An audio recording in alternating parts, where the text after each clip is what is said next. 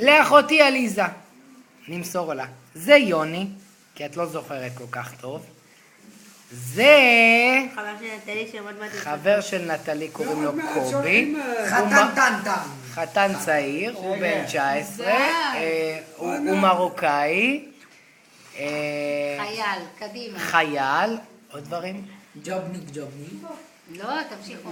גר 5 דקות קרוב לנטלי. הוא גם מאולגה, זה שכחנו לציין. בסדר. זאת פה שאת לא רואה אותה, זאתי חן. ככה נראית בימינו חן, כמו שאת יכולה לראות.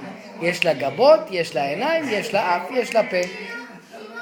ישר גבות, הלו. שמה זה פפוקה.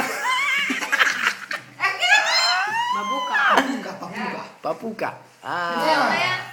אתה אומר לי?